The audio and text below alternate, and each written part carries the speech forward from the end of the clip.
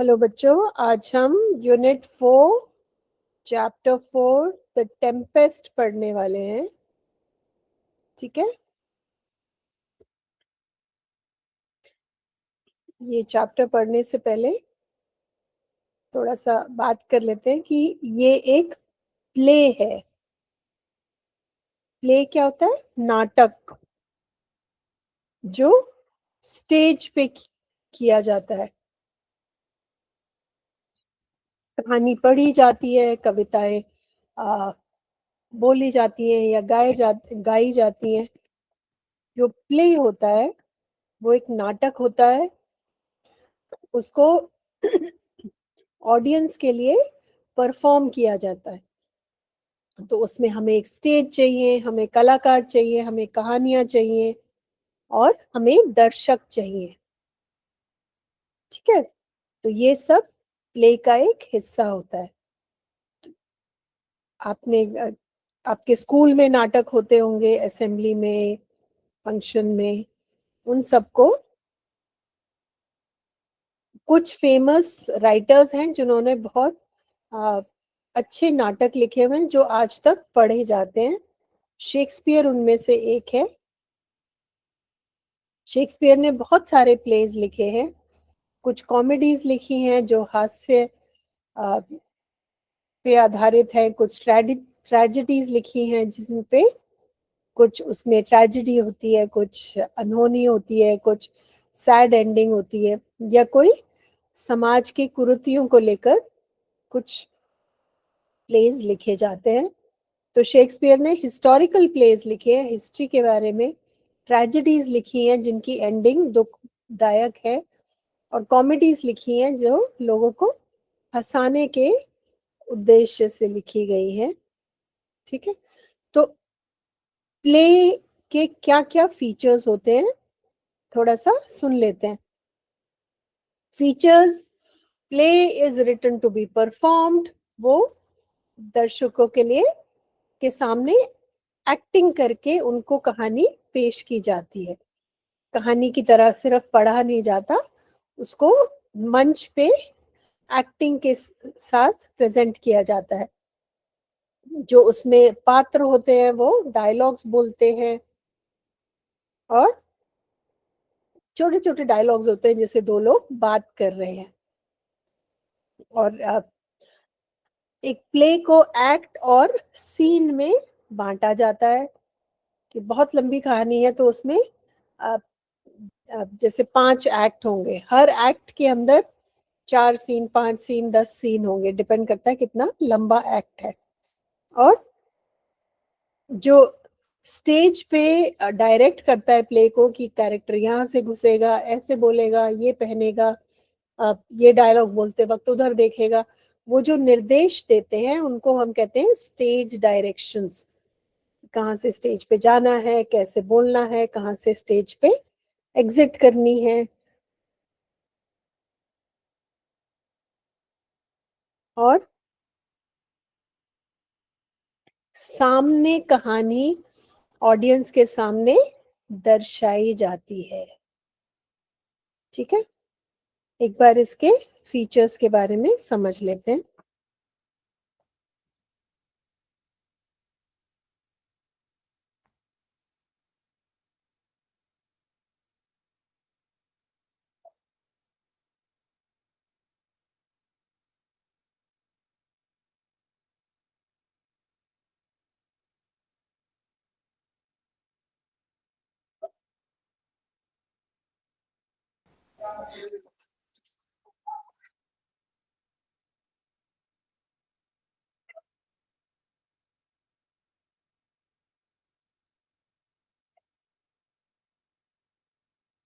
दृश्यांमध्ये विभागले जाते.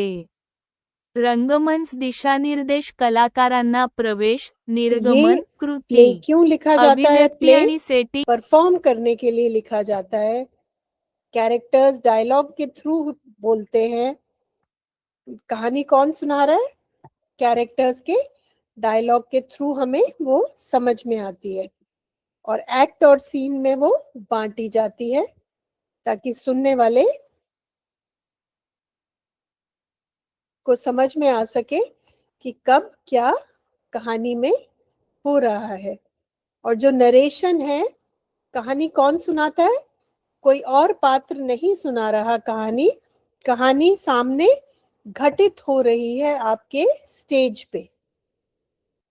और घर दिखाने के लिए या ऑफिस दिखाने के लिए या जहां पे भी एक्शन हो रहा है उसे दिखाने के लिए प्रॉप्स इस्तेमाल किए जाते हैं, जैसे लाइट है और म्यूजिक है और चीजें जो स्टेज पे एक माहौल बनाने के लिए इस्तेमाल किए जाते हैं।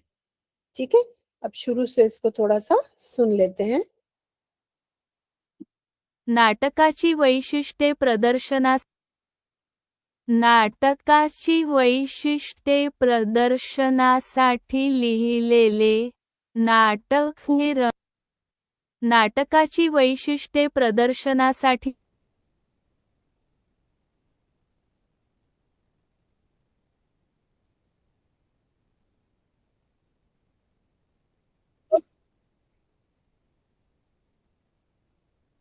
एक पात्र काय म्हणतात सांगितली जाते, लांब परिच्छेदांद्वारे नाही. कला आणि दृश्ये कथेचे वेगवेगळे भाग दाखवण्यासाठी नाटकाचे नाटक आणि दृश्यांमध्ये विभागले जाते. रंगमंचाचे दिशानिर्देश कलाकारांना प्रवेश, निर्गमन, कृती, अभिव्यक्ती आणि सेटिंग यासारख्या विशेष सूचना दिल्या जातात. मर्यादित कथन, लेखकाने खूप कमी वर्णन केले आहे. प्रेक्षक कृती आणि भाषणाद्वारे कथा समजतात. लाईव्ह ॲक्शन आणि हालचाल पात्र स्टेजमध्ये प्रवेश करतात, संवाद साधतात आणि सोडतात. कार्यक्रम प्रेक्षकांसमोर घडतात. सेटअप आणि प्रॉप्सचा वापर, नाटके मूड आणि स्थान तयार करण्यासाठी स्टेज सेटिंग, पोशाख, संगीत, दिवे आणि प्रॉप्सचा वापर करतात. संघर्ष आणि क्लायमॅक्स, नाटकात संघर्ष, समस्या, क्लायमॅक्स, सर्वात रोमांचक क्षण आणि अंतिम निकाल असतो. पडदा आणि सादरीकरणाची रचना, नाटक पडदा उघडल्यावर सुरू होते आणि ते बंद झाल्यावर संपते, जे कथेचा शेवट दर्शवते. संदेश किंवा थीम, बहुतेक नाटके संदेश किंवा धडा देतात, जसे की क्षमा, न्याय, प्रेम किंवा विश्वासघात, जसे की द टेम्पेस्टमध्ये. ठीक है, तो ये कुछ प्लेस के बारे में है कि नाटकों में क्या क्या होता है. तो आपने अगर कोई नाटक देखा है स्कूल में या बाहर, तो आप ये क्वेश्चन 1 को कर सकते हैं. यहाँ पे नाटक का नाम है, नाटक में कौन कौन से जरूरी किरदार थे, उसका थीम क्या था. ठीक है, वो कॉमेडी था, ट्रेजेडी था या किसी सामाजिक कुरीति को लेके था, दहेज प्रथा के बारे में था या लड़कियों की हत्या के बारे में था या किस चीज के बारे में था, आपको वो क्यों पसंद आया. और उस नाटक के द्वारा जो राइटर है वो क्या मैसेज देना चाहता है, हमें क्या सिखाना या बताना चाहता है. और कोई इंफॉर्मेशन जो प्ले के बारे में आप देना चाहते हैं यहाँ पे लिख सकते हैं. ठीक है, ये सब मैं एक्सप्लेन कर चुकी हूँ. अभी हमने जो ट्रांसलेशन में किया था कि एक नाटक में ये सब स्टेप्स होते हैं. एक कर्टन खुलता है, उसके बाद एक्शन शुरू होता है, इंटरैक्शन, कैरेक्टर्स का आपस में इंटरैक्शन होता है, एक्शन होता है. कर्टन खुलने के बाद सीन शुरू होता है, उस सीन में इंटरैक्शन होता है कैरेक्टर्स का, फिर एक्शन होता है. कर्टन ओपन्स, कैरेक्टर्स एंटर, उसके बाद कैरेक्टर्स एक दूसरे से इंटरैक्ट करते हैं और एक्शन होता है और फिर क्लाइमैक्स होता है और फाइनल आउटकम होता है और फिर कर्टन गिरा दिया जाता है. ये सब सीन का हिस्सा है. ठीक है, सीन ऑफ द प्ले सबसे पहले आता है, फिर कर्टन खुलता है और ये सब इस ऑर्डर में होता है, ठीक है। विलियम शेक्सपियर, ये जो प्ले हम पढ़ने वाले हैं ये विलियम शेक्सपियर ने लिखा है। William Shakespeare was one of the greatest playwrights of all times. He lived in the 16th century. Many of the Shakespearean plays have been written in short story form. Find out the names of at least 5 of Shakespearean plays. Shakespeare ने बहुत सारे place लिखे हैं, आप उनमें से किसी 5 के नाम यहाँ पे लिख सकते हैं। उन्होंने जूलियस सीजर लिखा है, हैमलेट लिखा है, रोमियो एंड जूलियट लिखा है, हेनरी द 3, 4, 5 हेनरी के कई हिस्टोरिकल प्लेस लिखे हैं, और उन्होंने कॉमेडीज लिखी हैं, Tempest, as you like it. तो उनमें से किसी भी 5 के आप नाम यहाँ पे लिख सकते हैं। तो शेक्सपियर, आपने मकबूल देखी होगी हिंदी की फिल्म, वो शेक्सपियर का एक प्ले है मैकबेथ, उस पे लूजली आधारित है, बिल्कुल पूरी तरह मैकबेथ नहीं है, लेकिन मैकबेथ से उसने काफी कुछ उठाया है उस फिल्म ने। थोड़ा सा शेक्सपियर के बारे में जान लेते हैं।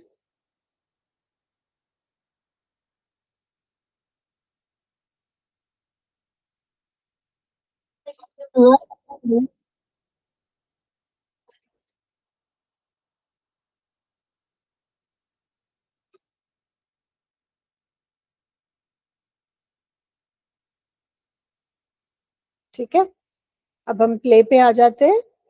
प्ले पढ़ने से पहले हम उसकी समरी थोड़ी सी समझ लेते हैं कि प्ले में कौन कौन कैरेक्टर्स हैं, ठीक है, और वो क्या कर रहे हैं। Prospero is the Duke of Milan.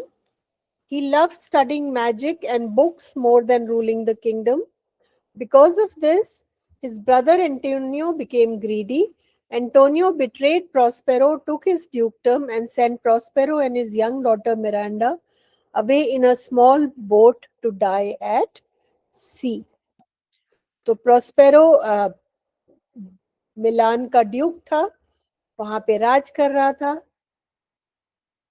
वो सारे दिन उसको जादू की किताबें पढ़ने का बहुत शौक था, वो 24 घंटे अपनी किताबें पढ़ता रहता था, और उसके भाई को लालच आ गया एंटोनियो, और उसने अपने भाई का राजपाट छीन लिया और अपने भाई को और उसकी छोटी सी बेटी को एक टूटी सी नाव में समुद्र में छोड़ दिया ताकि वो वापस ना आ पाए।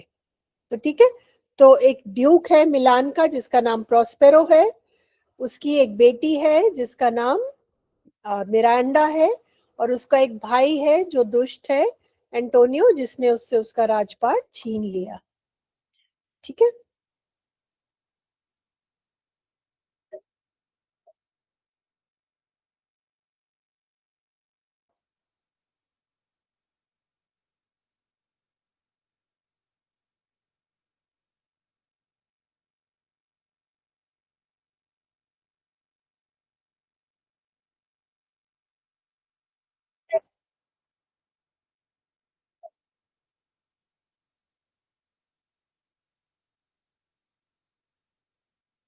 ठीक है, तो ये हो गए प्रोस्पेरो, एंटोनियो और मिरांडा। अच्छा, जब इनको नाव में, वो टूटी सी नाव में छोड़ने जा रहे होते हैं, तो एक अ, बहुत ही दयालु किस्म का एक लॉर्ड होता है, एक अफसर होता है जिसका नाम होता है गुंजालो। तो वो क्या करता है, वो छुपा के उनकी जो नाव थी उसमें कुछ खाना रख देता है और किताबें रख देता है प्रोस्पेरो की, ताकि वो लोग, क्योंकि प्रोस्पेरो को अपनी किताबों से बहुत प्यार था, तो उसकी जादू की किताबें छुपा के राजा एंटोनियो से उनकी नाव में रख देता है, और कुछ खाने पीने का सामान, ताकि वो नाव में भूखे ना मरे। तो इसका मतलब प्रोस्पेरो है जो ड्यूक था जिसका राजपाट छीन लिया, उसकी बेटी है मिरांडा और उसका भाई है एंटोनियो जिसने उसका राजपाट छीन लिया, और एक दयालु अफसर है गोंजेलो जिसने उनके जाते वक्त उनकी नाव में छुपा के कुछ खाना और प्रॉस्पेरो की किताबें रख दी।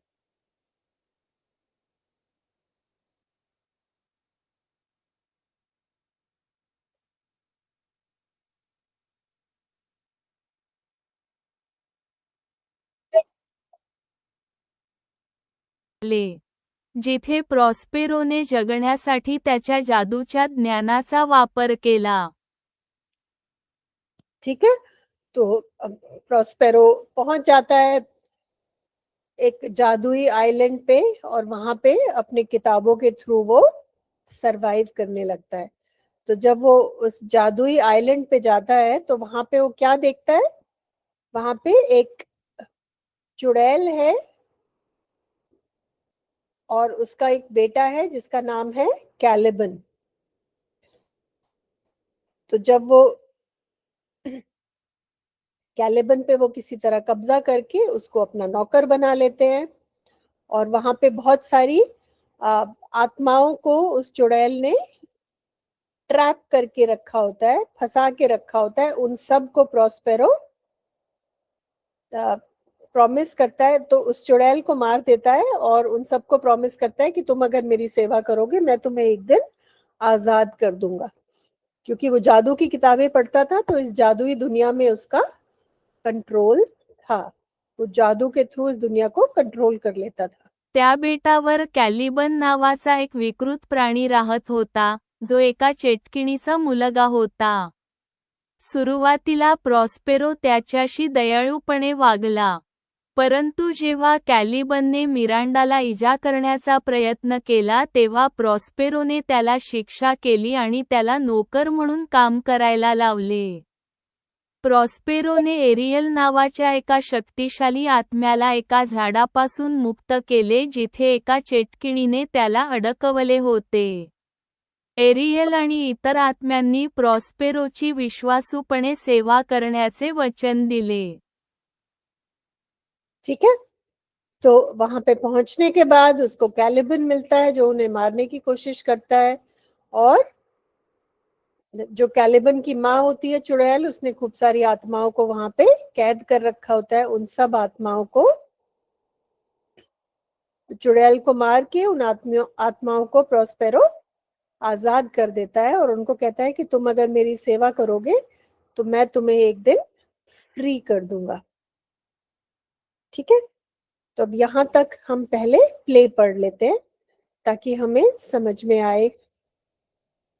Prospero was the Duke of Milan in the kingdom of Naples. He was such a studious and learned scholar that he spent most of his time reading books, while his brother Antonio managed the business of ruling his dukedom. ये हम पढ़ चुके हैं, सुन चुके हैं कि Prospero को पढ़ने लिखने का बहुत शौक था और उसका पूरा काम किताबों में निकलता था, और उसका जो भाई था एंटोनियो वो राज करता था, और एंटोनियो को लालच आ गया और उसने अपने भाई से राजपाट छीन लिया. Now Antonio was a treacherous man and he wanted to become the Duke of Milan in his brother's place. In fact, Antonio would not have hesitated to kill Prospero, but he knew the people loved their duke and would never forgive his murderer. So Antonio got together with Alonso, the king of Naples, who was Prospero's enemy. They took Prospero to the sea, and when they were far away from land, they put Prospero and his baby daughter Miranda into a broken old boat and sailed away. तो Antonio ने क्यों नहीं मारा अपने भाई को? क्योंकि उसको लगा कि अगर मैंने उनको मार दिया तो देश में विद्रोह हो जाएगा, क्योंकि लोग प्रॉस्पेरो को बहुत प्यार करते हैं. तो उसने क्या किया, उसको दूर ले गया, उनको प्रॉस्पेरो और उसकी बेटी को, और एक टूटी सी नाव में पानी में छोड़ दिया. Prospero and Miranda were left to drift into the wide open sea. और एंटोनियो उनकी जगह, प्रोस्पेरो की जगह ड्यूक बन गया. Now, among Prospero's courtiers was a true and a loyal lord called Gonzalo. Out of love and loyalty for the rightful duke, Gonzalo had secretly placed in the boat fresh water, food, and clothes, along with them Prospero's most valued possessions, his books. ये हम सुन चुके हैं. गोंजेलो ने अपने Duke को कि चुपचाप नाव में पानी, खाना, कपड़े और प्रोस्पेरो की जादू वाली किताबें रख दी थी. You can imagine the hardships faced by Prospero, cast adrift an oarless boat with a baby girl to care for. However, they were fortunate that the boat reached an island and they reached in safety. तो Prospero तो बंदूक को नाव को चलाने के लिए जो चाबुक चाहिए होते हैं, वो चाबुक भी उनको नहीं दिए.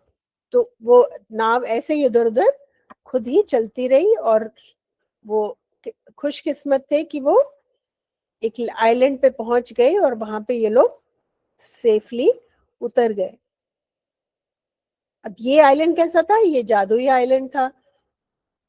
For years together, it had come under the spell of an evil witch, Sycorax, who had imprisoned all the good spirits she found on the island.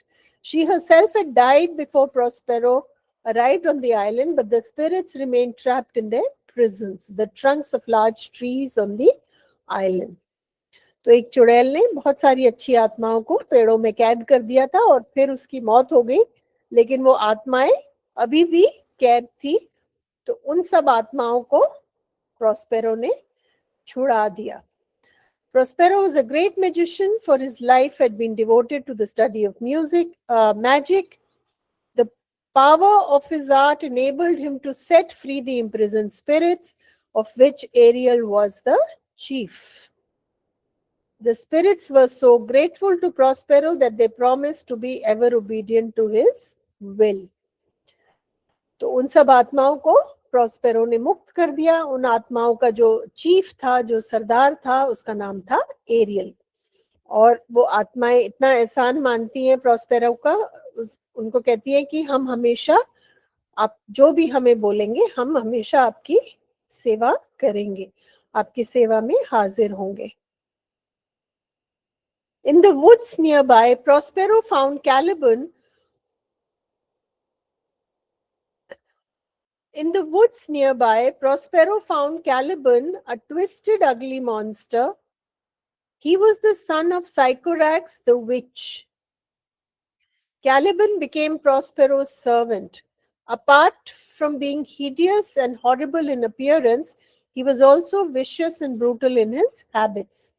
No matter how hard he tried, Prospero could not make him change his ways for the better.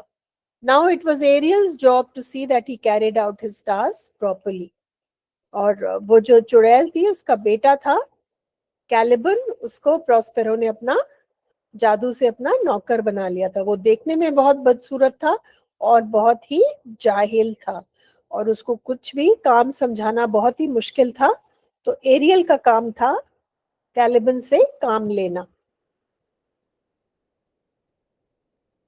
Time passed and Miranda grew up to be a sweet and beautiful girl. The spirits of the island were loyal and faithful to Prospero, who ruled them wisely and well. तो Prospero का भाई Antonio, Prospero की बेटी Miranda और Antonio ने किसके साथ मिलके तख्ता पलट किया था? अलोन्जो द किंग ऑफ नेपल्स और उसका भाई.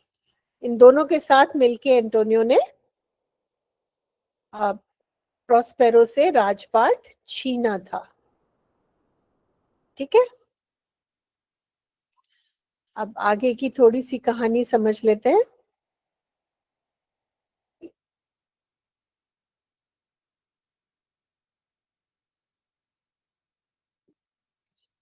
तो जो किंग है, किंग अलोंसो ऑफ मेपल्स, उसका बेटा फर्डिनेंड और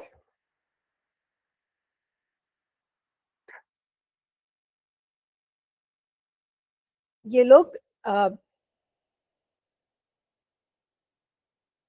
It came to pass that Alonso, king of Naples, his brother Sebastian and Antonio, his wicked brother, the wicked brother of Prospero, was sailing in a ship close to the enchanted island. तो जहाँ पे Prospero अपनी बेटी के साथ रह रहा था, उसके पास से इन लोगों का जो जहाज है वो जा रहा था, पानी का जहाज. The ship was also carrying Prince Ferdinand of Naples. तो जो अलोंसो का बेटा था फर्डिनेंड, वो भी उसमें था, और गंजलो जिसने प्रोस्पेरो के लिए खाना और किताबें रखी थी, वो भी उस नाव में, उस जहाज में था. The entire party was returning after marriage celebrations of their princess in a far off kingdom. तो दूर किसी देश में अपनी बेटी की शादी करके ये लोग वापस आ रहे थे. Knowing that his enemies were near his island, Prospero raised a great tempest with the power of his magic. The royal ship turned and tossed in the stormy waves. It seemed as if it would sink any moment along with the people on board. तो जब Prospero को पता चला कि वो लोग इतने पास हैं और यहाँ से गुजर रहे हैं, तो अपने जादू से प्रोस्पेरो ने एक बहुत बड़ा तूफान उठा दिया, जिससे ऐसा लगा कि उनका जहाज डूब जाएगा. टेम्पेस्ट होता है समुद्र में तूफान. इस चैप्टर का नाम है द टेम्पेस्ट. जो प्ले है शेक्सपियर का, जो नाटक है, उसका नाम भी द टेम्पेस्ट है. ठीक है.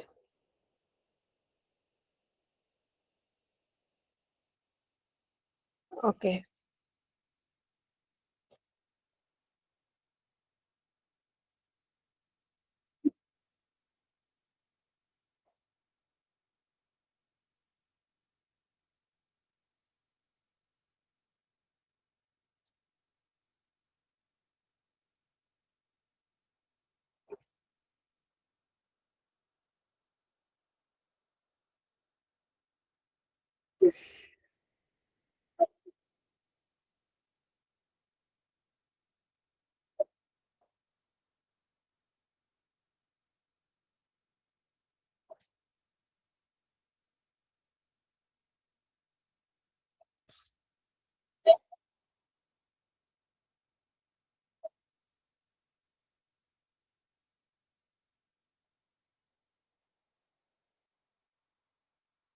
ठीक है.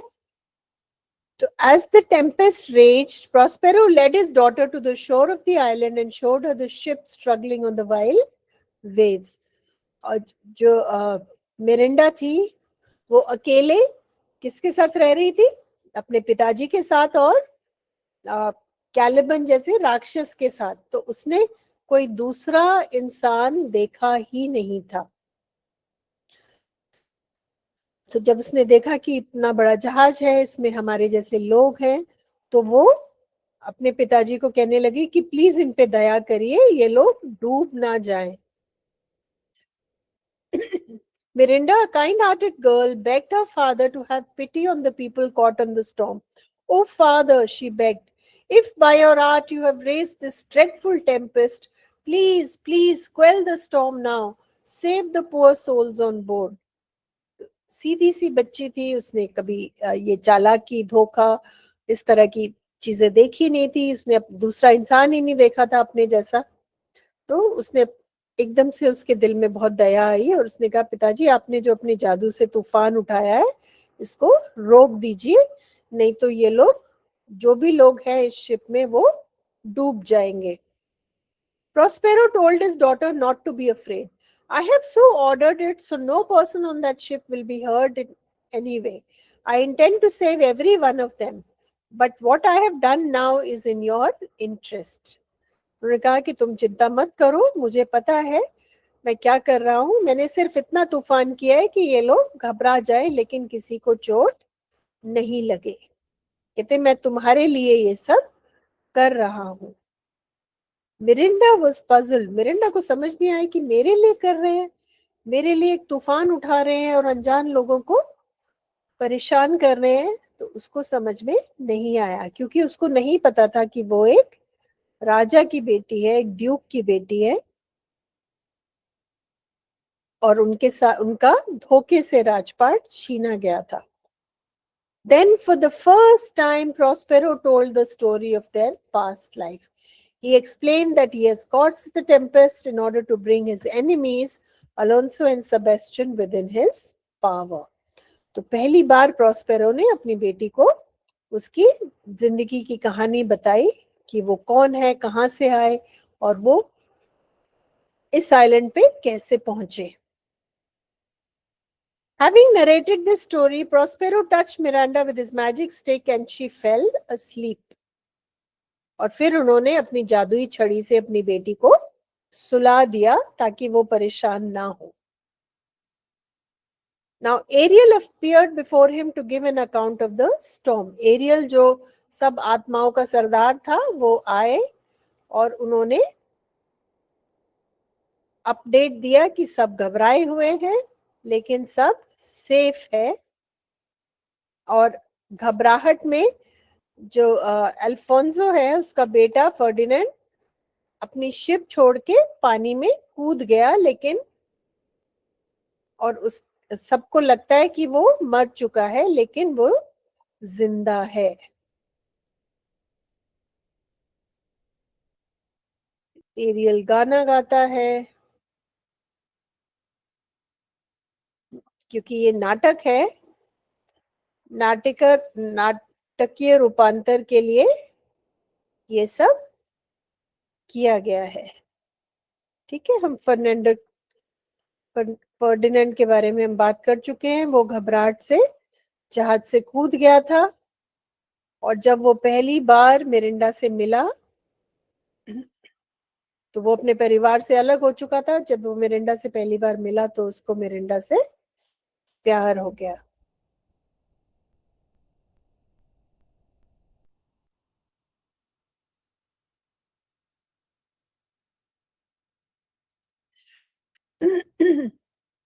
तो aerial informed Prospero the ship was safely anchored in one corner of the island. Ferdinand was all alone on the beach and Alonso, Antonio and Gonzalo were wandering about on the island not knowing where to go. तो Ferdinand अलग कूद गया था पानी में, तो वो island के दूसरे हिस्से में था। बाकी सब लोग सोच रहे हैं कि ये डूब गया है फर्डिनेंड, लेकिन ऐसा नहीं है। और ये तीनों एक साथ हैं, अलोंसो, एंटोनियो, गंजलो और बाकी लोग जो थे वो सब एक साथ इधर उधर आइलैंड पर भटक रहे हैं। Ariel, my joyful spirit, said Prospero, bring Fernando here at once, for my daughter must see him. तो एरियल को कहते हैं प्रॉस्पेरो कि फर्डिनेंड को तुम इधर लेके आओ, मैं चाहता हूं कि मेरी बेटी उससे मिले। Remember, Master, I've served you joyfully all these years, and you promised that you would set me free one day. तो एरियल याद दिलाता है कि प्रॉस्पेरो की मैंने आपकी बहुत सेवा की है और आपने मुझे प्रॉमिस किया था कि आप मुझे आजाद कर देंगे।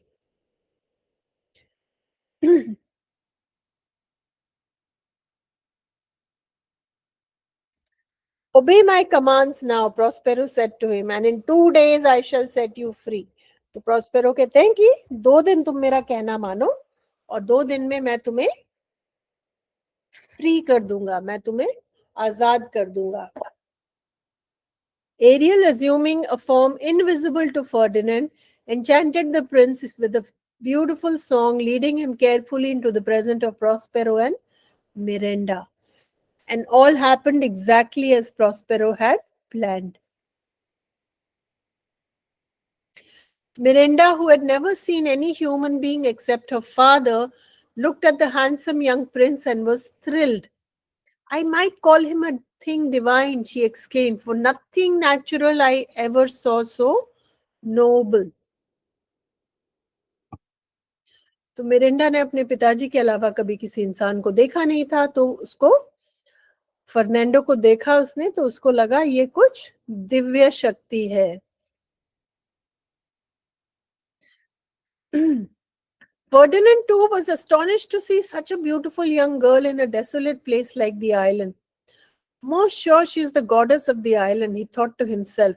और फर्डिनेंड भी इतनी सुंदर, इतनी प्यारी लड़की एक यहाँ इतनी दूर जंगल में देखकर बहुत ही अचंभित था. उसको वो भी अपने मन में सोच रहा था कि ये किसी तरह की गॉडेस है, किसी तरह की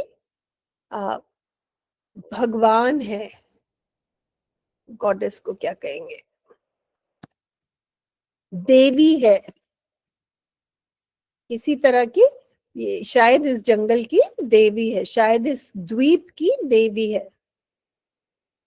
As they gazed at each other in wonder, admiration and love, Prospero was secretly pleased. Prospero बड़ा खुश था कि दोनों एक दूसरे को देखकर मोहित हो गए. But outwardly he pretended to be angry. He accused the prince of spying on the island to capture it for himself. Follow me, he said to the prince. I shall tie you up, neck and feet together. Prospero ने acting की जैसे वो नाराज है. उसने कहा कि तुम मेरा द्वीप मुझसे छीनने आए हो, मैं तुम्हें बांध दूंगा, तुम्हारे हाथ पैर बांध के तुम्हें कैदी बना लूंगा.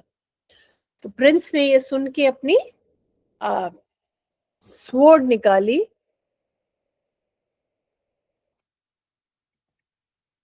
अपनी तलवार निकाली, लेकिन जादू से प्रोस्पेरो ने उसको स्टोन बना दिया और वो हिल नहीं पाया, वो वहीं फ्रीज हो गया. Miranda begged her father to be kind to the sweet prince, but Prospero took the prince to a cave where he was made to work carrying heavy logs. This was only as a trial of his love, for as he watched them from afar, he saw the young couple talking to each other, getting to know each other, and very soon falling in love with each other. तो Prospero ने उसको बहुत मुश्किल काम दिए कि ये पत्थर उठाओ, ये भारी भारी लकड़ियां वहां रख के आओ, और सारा मेहनत का काम उसको दिया. और उसको दूर बैठा देख रहा था कि दोनों आपस में बात कर रहे हैं, मिरेंडा और फर्डिनेंड, और उसको देख के बड़ी खुशी हो रही थी. I shall be the king of Naples one day, Ferdinand said to Miranda, and you shall be my queen, I promise you. तो फर्डिनेंड उसको कहते हैं कि एक दिन मैं नेपल्स का राजा बनूंगा और मैं तुम्हें अपनी रानी बनाऊंगा. At this, Prospero smiled and appearing before them, said to Ferdinand, all your troubles were merely your trials of love, and you have nobly stood the test. Now I give you my daughter, a priceless gift. तो ये सुन के Ferdinand खुश हो जाता, ये Prospero खुश हो जाता है और उसको कहता है कि मैं सिर्फ तुम्हारे प्यार का इम्तिहान ले रहा था और मैं तुम्हें अपनी बेटी तुम्हें सौंपता हूं.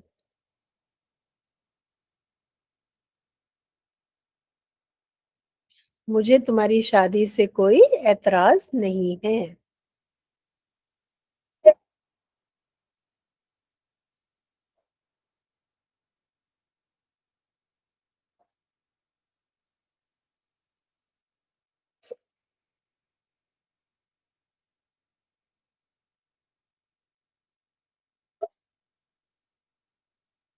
अच्छा,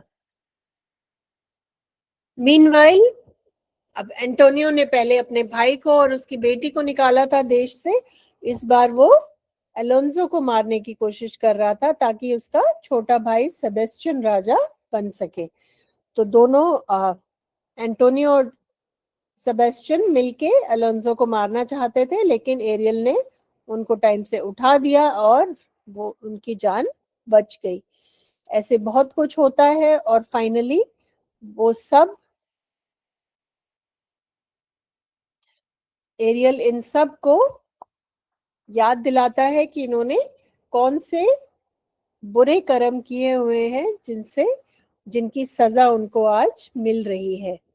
और फिर वो उन सब को वहां पे ले जाता है प्रॉस्पेरो के सामने।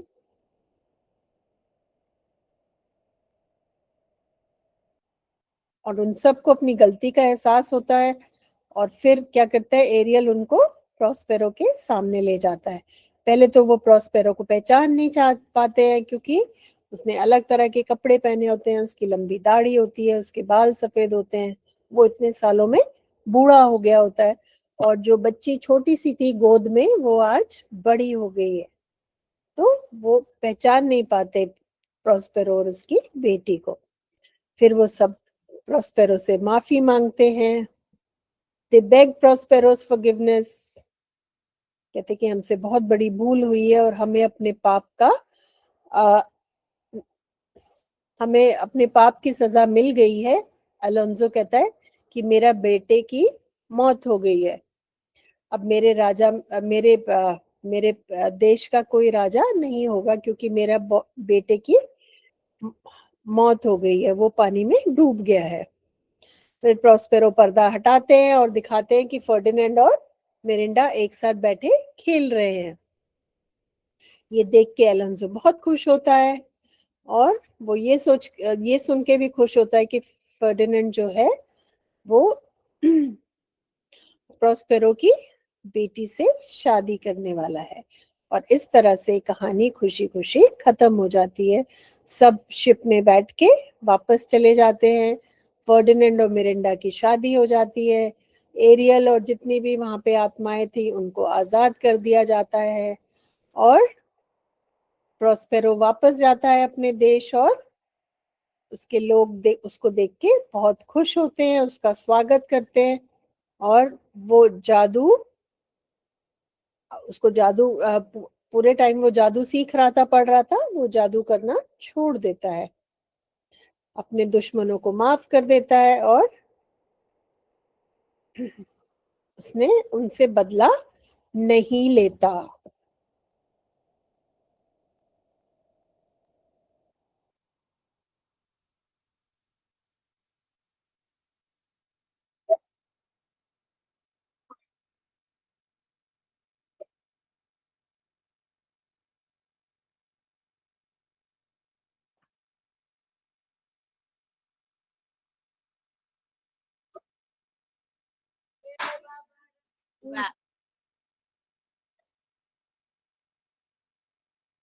ठीक है, ये बहुत बड़ी बात है। वो अपने दुश्मनों को क्षमा कर देता है। एक बार ये क्वेश्चंस देख लेते हैं इसके। ये बहुत सिंपल है, ये मैंने आपको डिटेल में समझाया है, किसका किससे क्या रिश्ता है वो आप यहाँ पे लिख सकते हैं। ये दोनों भाई हैं। गोंजेलो लॉर्ड था, जो प्रोस्पेरो के लिए काम करता था। साइकोरेक्स और कैलिबन माँ बेटे थे। साइकोरेक्स चुड़ैल थी, विच थी, और कैलिबन उसका बेटा था। ये सब आप लिख सकते हैं। ये बहुत ही इंटरेस्टिंग है। To support points,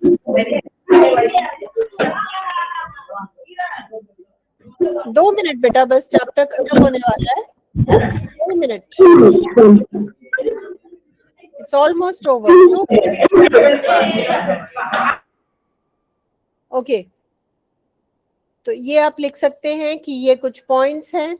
Antonio disloyal और डेंजरस आदमी था। 2 पॉइंट्स अपनी कहानी से अपने इस चीज के समर्थन में आप लिख सकते हैं। गोंजेलो ड्यूक के लिए लॉयल था, उसके लिए 2 चीजें आप लिख सकते हैं। उसने उसके लिए खाना रखा और कपड़े रखे, उसकी किताबें रखी। प्रोस्पेरो एक अच्छा जादूगर था, इसके लिए आप क्या लिख सकते हैं कि उसने बहुत बड़ा तूफान लाया लेकिन किसी को तूफान में मरने नहीं दिया। तो इस तरह से आप इन सब पॉइंट्स के लिए लिख सकते हैं। ये भी बहुत ही सिंपल क्वेश्चन है। ये किसने बोला, किसको कहा और कब कहा, ठीक है। And you shall be my queen, Ferdinand ने कहा, मिरांडा को कहा जब वो शारीरिक परिश्रम कर रहा था, पत्थर तोड़ रहा था, लकड़ियां उठा रहा था। तो ये सब आप बाकी क्वेश्चंस के लिए भी कर सकते हैं। क्लास के बाद बेटा ये रिसोर्स मैं आपके साथ शेयर कर दूंगी, इसमें भी आपको ये सब आंसर्स मिल जाएंगे। ठीक है, कहानी मैंने आपको बहुत अच्छे से समझा दी है, अब इसको करने में आपको परेशानी नहीं होनी चाहिए। और जो नए शब्द हैं इसमें वो भी मैंने आपके लिए यहाँ इसकी टेबल बना दी है, जब आप इससे पढ़ेंगे तो आपको बहुत सहायता मिलेगी। ठीक है बेटा, और इसकी समरी भी बहुत ही आसान शब्दों में आपके लिए इतने लंबे चैप्टर की छोटी सी समरी आपके लिए तैयार करती है। ठीक है बेटा, चलो बाय बेटा, बाय बाय।